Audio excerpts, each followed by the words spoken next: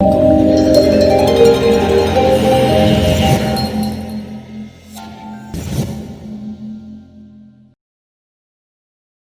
Inspirators, it's Inspiring Vanessa here. Welcome back to another motivational interview for all of you. Hope you are doing well and trying to maintain a positive mindset, especially with all the confusion that's currently going on in this day and age and in the world right now. I am so excited for today's guest. I've actually met him before. I believe that we met last year at an event that he was performing at. I was actually co-hosting that event, and that was so much fun. So now we're kind of having a little reunion to catch up with him and see what he's been up to recently, and just talk about what he's been doing and basically his journey overall. So the person that I'm interviewing today is the wonderful Jermain Jackman. He was the Voice UK winner in 2014. So he's a singer and songwriter. He's also a politician. So we're going to be talking about just everything that he does and learn a bit more about him. So I'm going to bring him onto this interview, and then we can just get straight into the first. Make sure to leave any questions you have for Jermain down below, and then we'll be answering those at the end of the interview. Hey. Hi, how are you? I'm good. Yourself? I'm really good, thank you. I mean, surprisingly, my school was closed today. Oh, how come? What, they got a case of COVID? No, actually no. They had a power outage. For some reason. Right, okay. So I travelled all the way to school for like an hour and a half just to come back home, but it was okay. So I had a free day to do everything as well. But what have you been up to recently? Working from home, enjoying my own company. This is the annoying thing. I'm here? You got me? Okay, yeah, and maybe I should. For like 2 seconds. Sorry, I got a notification and my phone just started going on the blip. Oh no, don't worry. No worries. Well, no, I've been good. Just been working from home, trying to stay positive, writing songs, doing virtual performances, which is kind of weird. But you know, we roll with the punches. It's good to see you again, though. I remember when we first met in Croydon. It was in Croydon. South London gang. I'm more Hackney. East London gang. But yeah, it's good to be here. Oh, well, thank you so much for being here today and being my guest. We're just going to jump into the first question, which is when and why did you begin singing? So I began singing when I was, I can't remember. I was probably about 7 years old. I knew I could always sing or hold a tune, but I didn't really think too much about it. I didn't think too much on it. I said, oh yeah, I just like singing along to my favorite songs and things like that. And back in the day, we used to have I'll make myself sound old, and I'm not actually that old, but we had stereos, and I used to sit by the stereo and put in CDs and just listen to music all the time, and I would be singing along. And back in those days, they actually had the lyrics in the book that used to come with the CD or the album. So I used to look along those lyrics and sing the lyrics as well of the song, which was great. And I really lacked in confidence with my singing, because at the time we didn't really have many male artists that we can look up to. I think it was just before Craig David really came out with his hits. So you had Michael Jackson and R. Kelly, and you didn't really want to associate yourself with either of them. So it was really hard for me to really find an inspiration. And I just sort of hid my talent away. I just sang in the shower, and that's where my singing stayed until my granny tricked me into singing in church. And I didn't know that she had arranged with the priest for me to sing in church, but she did. And during communion, the priest said, now we have a musical contribution from Jermain. So I'm looking around. I'm like, just kind of sitting there like, this wasn't planned. I'm like, it definitely ain't me. It's not me. My granny then pinched me. She's like, get up, go. So I was walking, I slowly walked towards the microphone, not knowing what I'm gonna sing, not knowing what I'm gonna say. And I just did Amazing Grace, how sweet the sound. And it just came out. And the rest is history, I guess. You just sang so casually just now. I don't understand how people who have like the most extraordinary voices, which is, I don't think you guys actually understand what our brains go through when we listen to your voices. But that is such an amazing just story. And definitely shout out to your grandma for giving you that little extra push to put you out of your comfort zone as well. Shout out to Granny. But shout out to Granny. My next question is, how do you prepare for performances? And also, you just said in the beginning that you were doing virtual performances as well, so you can talk us through that and how you might prepare for that as well. Yeah, so it's just like a bodybuilder, or it's like a sportsman or sportswoman, or a tennis player, or even a squash player. They are constantly training. They're constantly exercising. They are constantly trying to perfect their craft. And one of the things that a lot of singers fail to realize is that the voice is also a muscle. So just like how a tennis player needs to train and exercise their muscles, their arm muscles, just like how a squash player needs to do the same thing, just like how a bodybuilder needs to make sure that their muscles are all in shape and perfect, it's the same for a singer. So every single day, without fail, I would always do vocal warm-ups, even if I'm not singing.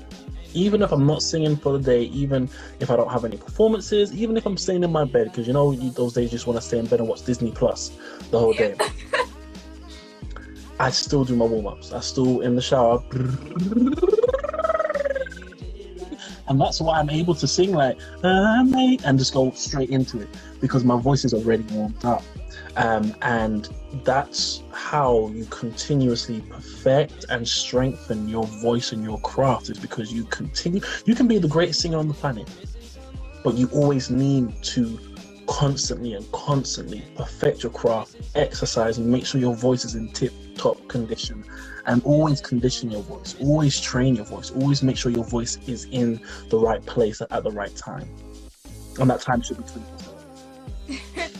I mean, thank you so much for sharing that as well. That's really just fascinating as well, and I totally agree with you. Like, it's with anything, not even just singing. You should always be doing something every single day to push you forward in whatever that is. If you want to strengthen your voice, strengthen your vocals, then you need to be practicing every single day. If you want to reach a goal or a dream, you need to be doing something or taking a step every single day that's going to get you to that. So thank you for sharing that as well. I think I saw someone comment a question from my friend Callum Daniel, and he said, do you get nervous before performing now? Yeah, I get nervous all the time. All the time. I remember I was doing a virtual performance for the Mayor of London over Zoom, and I was nervous. And everyone's like, but Jermain, like, you've won The Voice, you've done this and you've done that, and you've traveled the world, you've sung in front of millions of people. I still get nervous. But the only way forward is how you control those nerves. How do you control those nerves? Do you allow the nerves to actually control you, or do you control the nerves? Do you use the nerves and convert them into a powerful energy and a powerful fuel to ensure that you put on a great performance? And that's how you channel. Sorry, I just had some orange juice. I had orange juice before I came on. And that's how you take on nerves and channel it in a positive way. We've seen a lot of people, not a lot of people can actually take on nerves and channel. We've got some stars now, pop stars, even in America, who still say, well, you know what, I'm a very I'm an introvert, I don't really like people or crowds, and they don't really like to go on stage. So not everyone can handle their nerves, but I've grown to take on my nerves and just ensure I channel it in a positive way. But nerves are natural. You just need to ensure that the nerves don't get the better of you. Yes, I 100% agree with you as well. I mean, like, to be honest, in my eyes, like, watching you perform, I'm like, this guy is definitely not nervous. He's just full on confidence. So it was really just fascinating when you were just saying that just now. But I thought, obviously, if you're nervous, that is natural, as you just said. And it really does show you care, and it depends on the way you use those nerves to portray that in your performance, whatever you're going to be doing. So definitely agree. Like I remember the performance that you introduced me to in Croydon, and I was nervous then, partly because the sound kept on acting up. If you remember, the sound was always a bit, and it was in a new crowd, it was a new area. I didn't really know much what was going on, so I was kind of nervous, and I just, you can remember, convert those nerves into something positive, and that's what I was doing. Just use that to strengthen your voice more and just perfect your performance as well. So that is just amazing what you just said just now. As my next question is, who do you look up to in the music industry?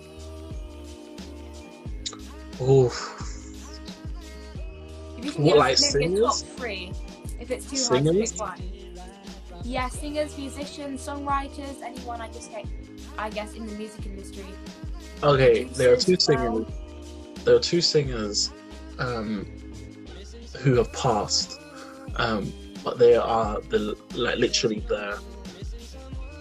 they're the it for me. They're at the top, yeah. At the top, and that's Luther Vandross and Whitney Houston. Without a shadow of a doubt, those two were just like A-star.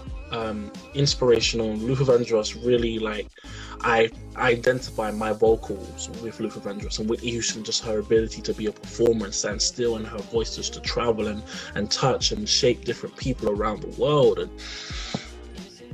without a shadow of a doubt, Whitney Houston, Luther Vandross. And then I would say a man named Darkus, who is the head of Island Records. If you guys watched BBC the other day, you would have seen a show called Small Axe. Hey Carlos, Kyle, sorry, DJ Carlos, give him a shout out. It was the Mangrove, and his father was a political activist called Darkus Howe. And Darkus Howe was a civil rights and racial equality activist here in this country. And Darkus, who now runs Island Records, literally used that record label to bring about change as well. He saw the activism and the difference and the uniqueness in certain artists like Amy Winehouse, like Bob Marley created Island Records. But that whole record label was there to provide a platform for the most marginalized of singers and of artists who tend not to get any airtime, any respect, don't even get a second look in. But Island Record, and especially under Darkus's watch, it was very much that. And I also want to give another shout out to an individual who is in the music industry, but not necessarily in the forefront of everyone's mind.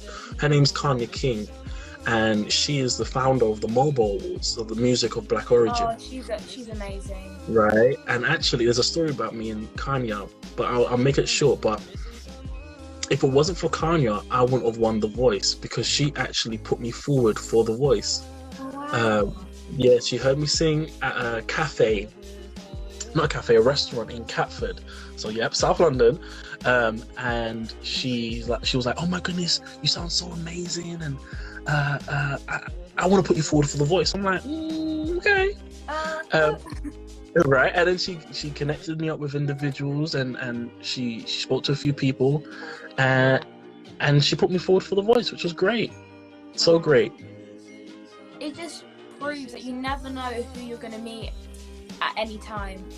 Like, you didn't even have to perform in front of hundreds of people. It could have just been in a restaurant, as you were saying, a cafe or something, and that one person in the audience who can see your potential and see your talent. You never know where that's going to take you. So that, thank you for sharing that story as well. And I love Whitney Houston so much. Fun fact, we've actually got the same birthday as her. That's like my flex. The 9th of August. And my dad, by the way, I have the same birthday as Whitney Houston. Yeah. My little claim to fame is I met her. Is that her cousin? her cousin, who Oh, is wow. Dionne Warwick, who phenomenal singer in her own right. She sang, "If you see me walking down the street and I start to cry each time we meet, walk on by." And yeah, she's a phenomenal singer. So I got to watch her live in concert, but then she invited me backstage with her, and I was 19 at the time. And I'm like, yeah, I'm 19. I just got my record deal. Da, da, da, da, da, da. And she was like, well, you know, Whitney, she was signed when she was 19 too. And I was like, oh my God, Whitney. So yeah, that's my little claim to fame. Claim to fame. I love that so much. That is absolutely fantastic. So my next question, which I think a lot of people are like kind of waiting for, is obviously about your journey on The Voice. So how did you feel when your name was announced and that you had won it in 2014? You can even describe the way you felt. I can't even describe it. Like almost like I can't describe it. Even thinking about that feeling right now, I'm trying to put my mind back into how I was feeling at the time, and I literally, no words can describe the feeling of someone calling out your name and saying that you won a a televised national singing competition. Like, it was almost like my whole body had gone cold, and then the blood had just returned, the soul had just returned. An out-of-body experience. Absolutely, an out-of-body experience. It just had to return to me, and it was crazy, absolutely crazy. But I'm so grateful for winning, and it wasn't just an achievement for me, it was an achievement for so many other singers and artists, musicians, creatives, individuals, young people who have been told time and time again they cannot achieve, you won't amount to nothing, you won't be able to achieve this, and you proved all them wrong. And that's why moments after I won, they said, Jermain, do you have anything to say? And I said, don't let anybody put limitations around you. Don't let anybody box you in. And I wanted to use that moment to remind people that they can achieve what they want to if they put their mind to it, with the help and support of others. I believe it takes a village to raise a child, so every individual around you plays a role in your development, ensuring that you reach your full potential. But also, we need to be real about some of the systems and structures are out there that want to prevent you from reaching your full potential, whether that be down to the color of your skin, your sexual orientation, where you're from, how much money you make, who you know. All of these factors come into it, and you need to be able to navigate those spaces so effectively. I know you asked me one question and I'm going on a tangent. No, it's fine. I absolutely know what you're talking about. But all of those things, right, were just rushing into my mind in that moment where they said the winner is Jermain Jackman. And it's funny, actually. I wonder if I can show you this without it cutting out. Post on your wall. No, it says, and the winner is Jermain. Oh. It's backwards at the moment. If you can read backwards, that's a great talent. But the reason why I have that there is because it creates a winning mentality. I actually got that. That's been there. I got that piece of paper when I was 16 years old. So it's been there for about 9 years. You manifested that like way back before you even went onto The Voice. Wow. Yeah, it's been there for 9 years. I've kept it on my wall for 9 years. And you wake up every morning, even this morning, wake up and I look at that same poster that's been there for 9 years, and it says the winner is Jermain. And you start to create a winning mentality around you. You start to believe that I am a winner. And it's much more than just putting up a piece of paper. You say to yourself, okay, what do I need to do in order to win? What I need to do in order to be successful? What I need to do in order to be positive? Because winning is not just about being number one. Winning is not just about beating everybody else and being ahead of the game. Winning is about happiness. Winning is about waking up each morning with a smile on your face. Winning is about being comfortable in your own skin and in who you are. Winning is about having opportunities to change the world and improve other people's lives. Winning is and can be just winning the singing competition, but it can also be so much more. And I constantly wake up each morning and say, Jermain, you are a winner. You are going to win. but what are you going to do in order to win? And that's about working hard, that's about staying focused, it's about exercising, it's about doing vocal warmth, it's about constantly learning and developing, it's about staying, understanding that education is so important. It's about taking time out of your busy schedule to sit down here with Vanessa and have a conversation about it, because I feel like opportunities like this are so important.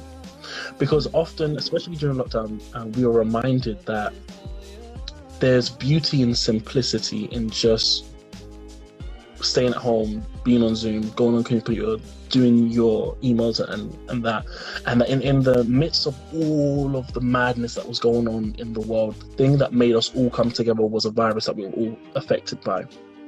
And it makes me think that in the midst of everything that I've got going on, the fact that I've got a meeting after this and I've had 4 or 5 meetings before this, that I can actually have some downtime and take and have a conversation with you, because it's important that we create those spaces not only for myself to win, but for you to win too, and for all those people here listening to this conversation, for them to win as well.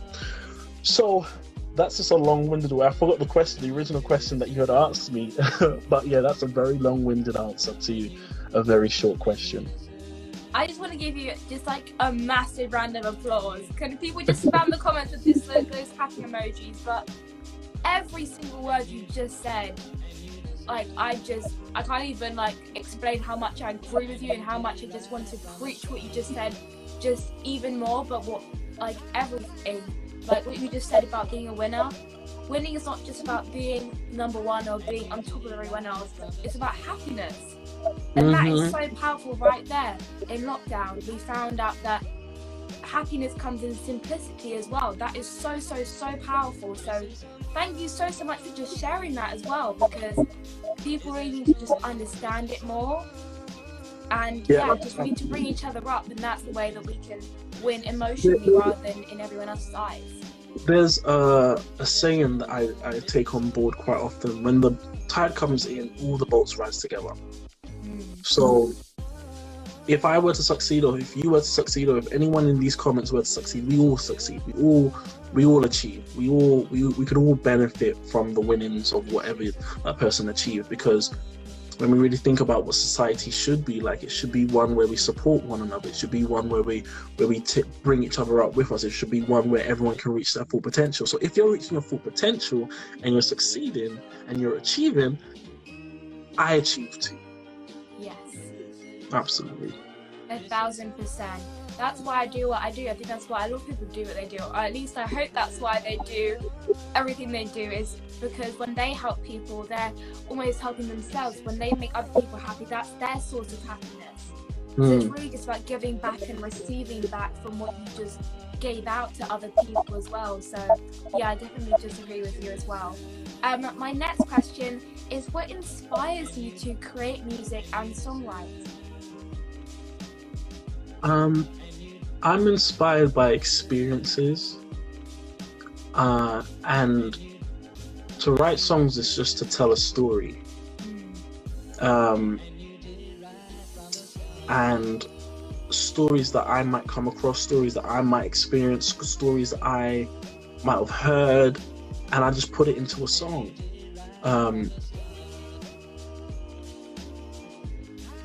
Extreme emotion helps me write songs as well. So extreme sadness, extreme happiness, extreme stress, extreme depression, it might make me write songs, because I find it as a way for me to deal with whatever I'm dealing with, overcome whatever need to overcome, and really analyze what I need to analyze. It's my way my brain programs it. So for example, I'm terrible with exams, right? So what I used to do was turn my revision notes into songs. And because you never forget a song, right? Yeah. Once you hear a song, people who've done that as well. Yeah, it's like, that's really catchy. So I would sorry, I'm just using the light from my computer. So I would turn my revision notes into a song, and that's my way of dealing with stress, from exam stress, because I'm terrible in exams. I can never focus in exams. So I remember in the exam hall, I'll be humming the song, and I'm literally revising my notes back to myself that I wrote. So that's one of the ways I'm dealing with it. Or if something going on in the world, I would write about that. If I'm seeing poverty or if I'm seeing certain things. I remember I was talking to a friend of mine, and he kept on talking about, oh yeah, I love her. He was talking about a relationship, and he kept on saying, oh yeah, I love her, blah, blah, blah. I'm like, you say you love her, but do you really, really love her? Do you really love her?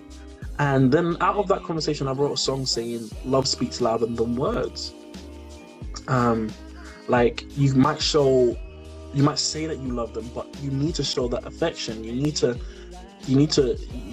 Love is much more than just 3 words. It's affection, it's caring, it's being there for somebody. And I just felt people kept on saying, I love you, I love you, I love you way too much. So I said, look, love speaks louder than words. So actually show that you love them rather than just say that you love them. And those are some of the reasons why I write songs. It's from experiences, it's to tell a story, and it's to really capture and deal with certain emotions. Different people deal with emotions in different ways, and different people write in different ways. And throughout my career so far, I've been able to really work and adapt to the working methods of different producers, different songwriters.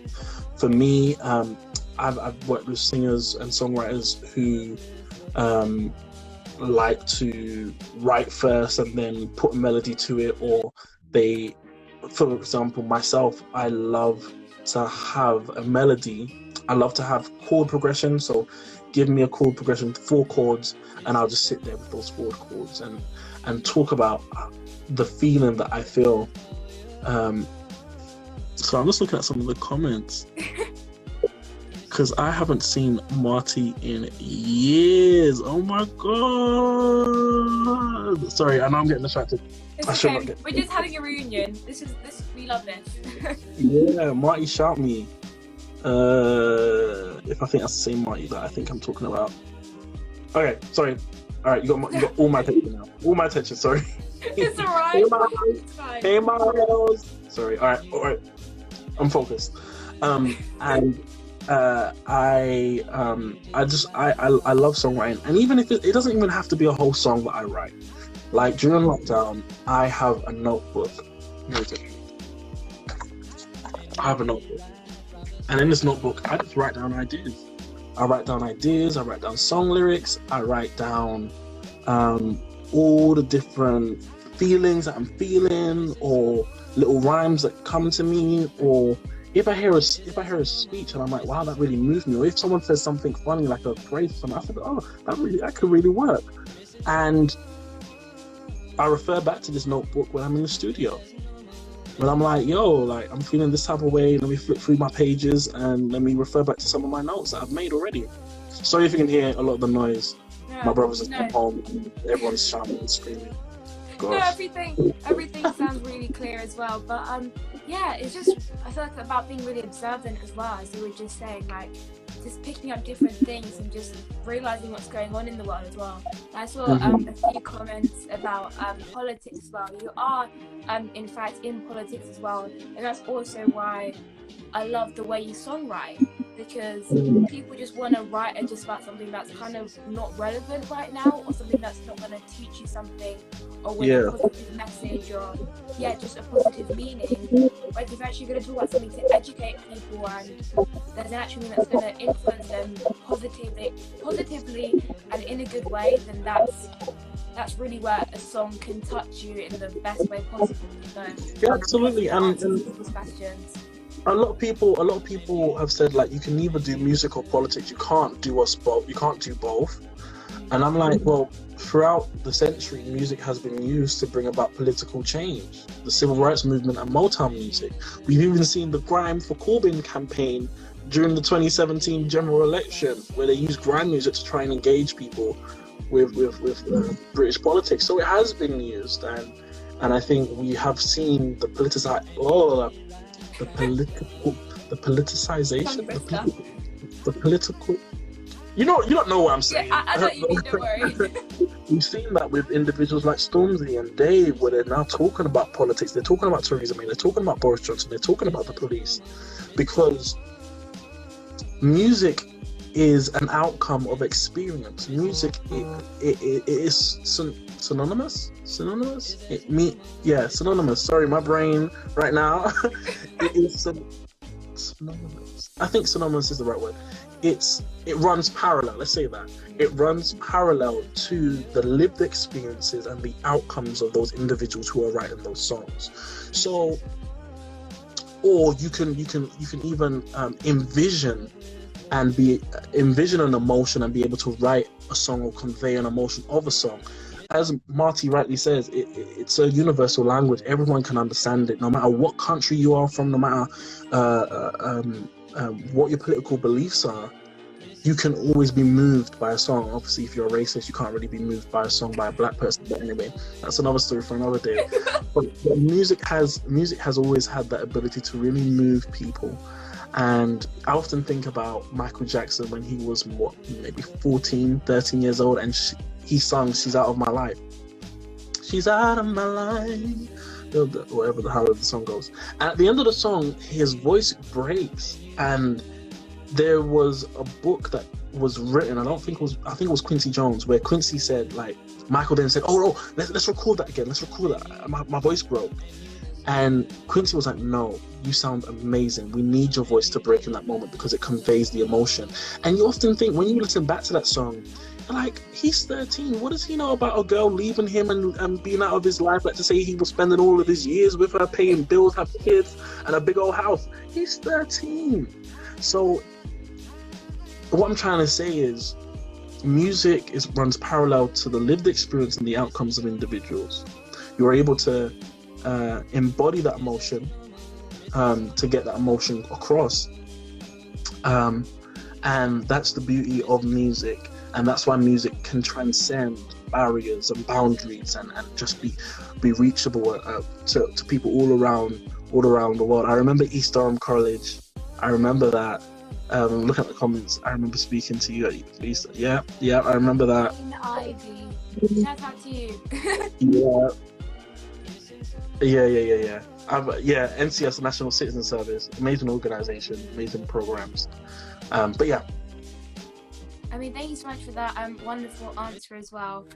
Yeah, I totally agree with you. I mean, music, you can portray almost anything. It doesn't even have to be emotion, as you were saying. It can be political views, anything like that. So you can really just portray so much and tell someone so much in just one lyric. So what you just said is so true, 100% as well. And my next question is, what was it like to deliver a TED Talk, and how did you prepare for that? I was nervous. I remember that TED Talk because at Hackney Empire, I was, how old was I? 20 years old, I think. And I find it more nerve-wracking speaking than singing on stage.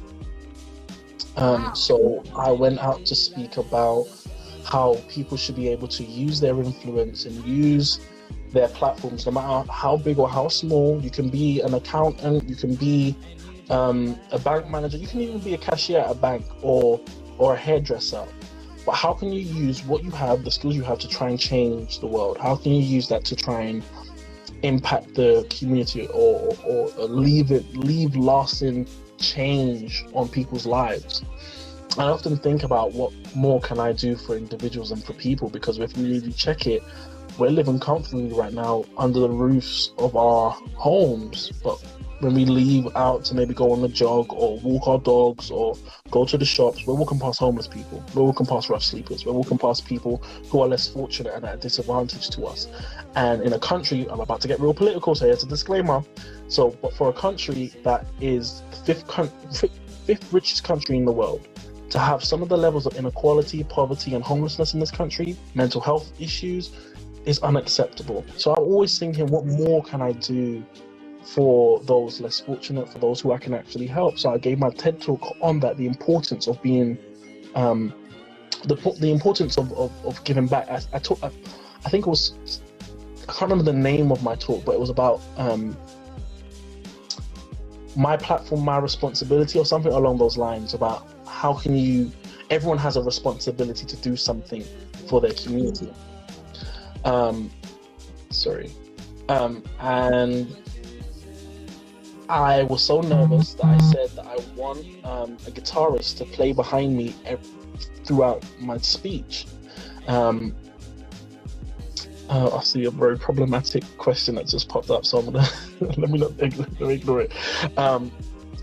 And that was a way of me trying to calm myself down by having a guitarist play something behind my speech, something soothing, because I needed to look and think that I am not speaking but singing, and I speak with a rhythmic pattern.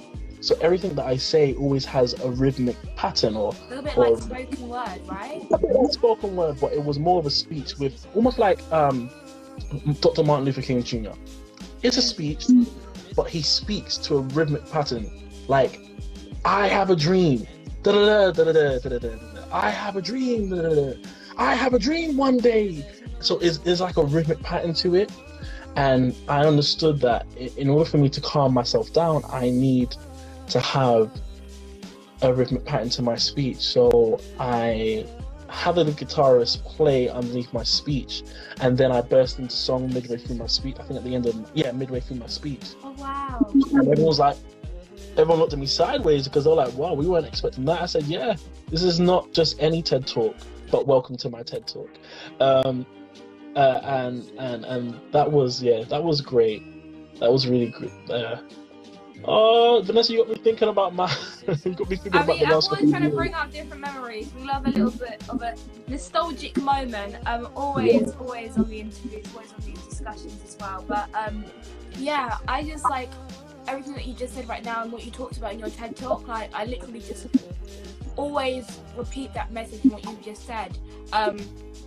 It really is like a little bit of, it very much triggers me when I see people with such massive platforms and not doing anything with their platform.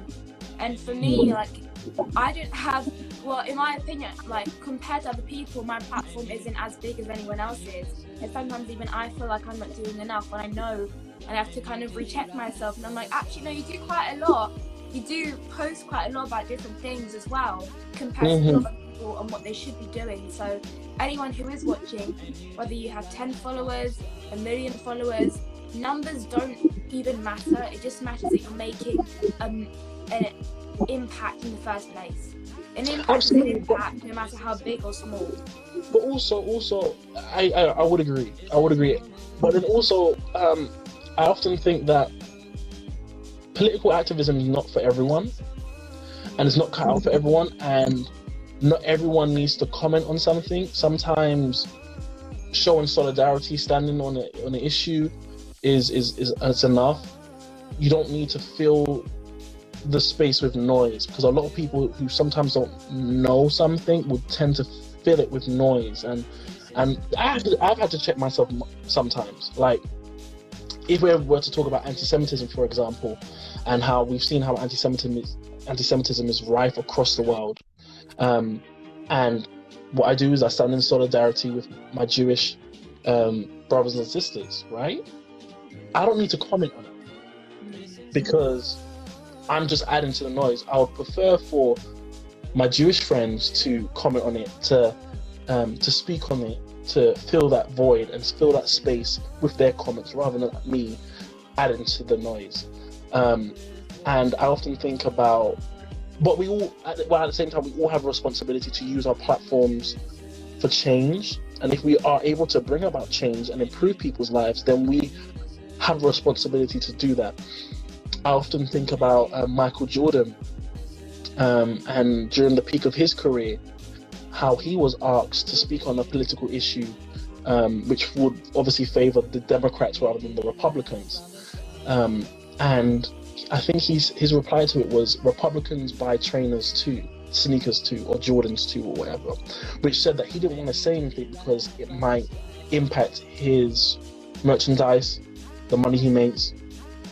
And there's been many times where I've turned down loads of opportunities because of my morals and my values, whether it be by particular governments that I don't necessarily agree with their oppressive regimes. I've turned down gigs with them. So it's, yeah. Without getting, because I've signed a lot of NDAs, a lot of non-disclosures, so I can't really say too much. I mean, yeah, totally understand as well. But yeah, thank you for sharing that as well. Yeah, I just totally agree with you. I've seen a lot of like celebrities not speaking exactly like on different issues, but letting the people who know what they're talking about or who run different like organizations take over their platform. So it's almost like giving them the opportunity to have a voice. So I do agree with you as well with that. My next question is, what are your top 3 tips for people who want to pursue their goals? Create a dream board. Create my dream board is so big it's turned into a vision corner. I rearranged my bedroom, so I've had to take it down for the time being, but I will be putting it back up during the Christmas break, creating a new vision for 2021. But I think my family are getting louder and louder. They're having a debate now. Can you hear them? Not really, no. Okay, cool. Yeah, welcome to Hackney, baby. So I have a vision corner, and I put some of my goals there and think about how I will achieve them. So just like my little post on my bedroom wall, I also have a vision corner that I make amendments to, whether it's a figure in your mind that you want to achieve, to having your bank account by a certain age. I remember I kept on saying to myself, I need to be able to perform at the Royal Albert Hall with an orchestra by the end of this year or before I'm 25, and I've been able to do it 3 times so far. And so you need to be able to write things down, visualize it, but also work towards achieving that goal. So visualize what you want to do, work towards that goal, actively work towards that goal. Don't just visualize it and then expect it to fall into your lap. You need to work towards it. You need to be consistent. And then determination. You need to have determination, marry that with resilience and commitment and that's how you achieve something. Because just because you wrote it on your vision board and you've worked hard to achieve it doesn't mean it's going to happen. You are going to get knockbacks, you're going to get setbacks. But all of this is for a reason. You know how many times I've been set back? You know how many times I've been told no? You know how many times I've been said, Jermain, you're terrible? I was about to swear, sorry. You know how many times you think you're terrible, you've been told you're terrible, you won't amount to nothing? All of this is our setbacks. But it's a setback. Don't look at it as a setback. Look at it as a setup for something greater. When one door closes, another one opens. They always say these things for a reason. So those are my top 3 tips. Visualize it, work towards it, work hard and work actively towards that, but also have the resilience, the commitment and the determination to continue to go for that goal. Because too often we have people who say, oh, this is too hard. Oh, I can't do it. Oh, and they'll forget it. Not realizing that as you just stop digging and you walked away, just a centimeter behind that was all the diamonds that you needed. So because you stopped, that's why the diamonds will stay in the dirt. So yeah, that's sorry, I'm getting so distracted by what my family is discussing. I can't. That's one of the things that I discovered during lockdown. I need to move the hell out. I need to move out. I need to move out. But thank you so much for sharing those tips. Yeah, just absolutely incredible what you just said. It's so true, and that is the harsh reality, unfortunately. We can all be like, oh yeah, if I just kind of write this down or do this one day of the week and just leave it for like the next year, and it's going to come to me. That's not what eventually is going to happen. You have to be consistent and you have to keep working towards it and have that determination. That's why I always say your dream has to be bigger than yourself. It has to be big enough and strong enough to make sure that you're going to carry on going afterwards. It's just going to keep pulling you towards it. And what you're saying about the diamonds as well, you never know what's around the corner. You never know that maybe the day afterwards that you put your account down or you stop doing this, you're going to get that phone call from this agency, from this record, whatever it is. You never know what's going to happen. So be patient. You know what's a good example of that is the restaurant story. Like how it was just a small restaurant in Catford in South London. I didn't actually need to do it. I didn't need to do it. I honestly just said, oh, okay, why not? And you know what? I could have actually said, I don't want to do no gig for free and blah, blah, blah, blah, blah. But look who was in the audience. Look where that journey went on to achieving and what I went on to achieve. So much can actually happen when you really put that energy out there and actively work towards it. So yeah. Key word is actively and consistently. So please keep that in mind, guys. And we're just going to go through a few questions from the viewers and then we can wrap up. This question is from the Blackistani family and they said, how did you feel when you found out you were invited to do a TED Talk? I had to check my email. I was like, really? Is this... You really want me to... Not in spam? You really want me to do a TED Talk? Are you sure? What am I gonna... Then I had this whole process of what to talk about. I did an article in the paper. It was just so much. So much. But I'm glad that I did it, and it's definitely on in my pocketbook as one of the things that I've been able to do. Something to always be looking back on and to be proud of, especially. This question is, can we expect a new album from Jermain soon? Let's see what 2021 holds. I've got more time. This year. Yeah, hopefully. Because this year, I always say this year was the year that everything happened and nothing happened at the same time. I don't know how that was possible, but yeah, quite literally. That's what the year was. So let's hope that next year is much more positive than this year, and that we can learn from this year moving forward. And not just us, but governments, that the same energy where they're putting 200, and disclaimer, I'm about to get real political, so get ready, where they put £200 billion into nuclear weapons when they should have been putting £200 billion into science and medicine and innovation to protect us. Because the biggest killer on this planet, alongside climate change, is not going to be someone pushing the big red button. It's going to be a virus. So that's what 2020 has really shown me. But we'll see what 2021 holds. I have to be honest with myself, I haven't been singing as much as I should have been doing over the past couple of years. But that is slowly starting to change.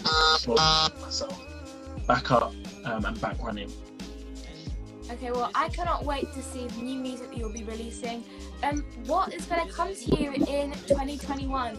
Fingers crossed it will be a year of prosperity. Like we said, this year was going to be that, kind of didn't really turn out. So fingers crossed it will be like, oh, sorry for all this for the past 365 days. 2021 is a new fresh beginning. It will be giving us a little bit of a comforting apology. Fingers crossed. Absolutely, and I know what 2021 is going to bring for you: more opportunities, growth, and for you to achieve your potential. Vanessa, thank you so much for having me. I see such a promising future for you. I see such a bright future for you. And you know, when I first met you, I was like, wow, this girl has got confidence. Okay, come on, sis. And you were able to command the crowd, something that artists struggle to do. But you were able to do that through hosting, through engaging, through talking, through interviewing. And as platform inspires, right? Performing inspires, sorry. Platform inspires. Yeah. Platform. Oh, it went so quickly. I missed it. You rock. You rock. Thank you so much. And thank you so much for creating this space. Thank you so much for having me. Let me know when you need me again. You know I got you. You got me. Yeah. Thank you so much, Vanessa. Thank you so much for being my guest. Everyone, make sure to go and follow Jermain on his Instagram and stay tuned for what will be coming in the future. Jermain, thank you so much for all of your incredible answers to all the questions. You shared so much inspiration, more than more than you had to. Thank you so much for just being here and being amazing. I will speak to you soon. Thanks. Right. See you, everyone. Bye. So now it is the end of this interview. Thank you all so much for watching. This was an absolute powerhouse. Jermain is so wonderful and so genuine, and as you can tell, very inspirational. He should just take over my job. We should just start calling him Inspiring Jermain. But make sure to go and follow him on his Instagram, which is just Jermain Jackman, and stay tuned for what he'll be doing in the future. And fingers crossed, some new music with some of his inspirational messages behind it, because that seems really intriguing and fascinating. Thank you all so much for tuning in today. If you tuned in halfway through or you didn't watch the full thing, this will be up on my IGTV later, so you guys can go and rewatch it and watch the full thing and share it on your story if you did get any motivational messages out of this interview as well.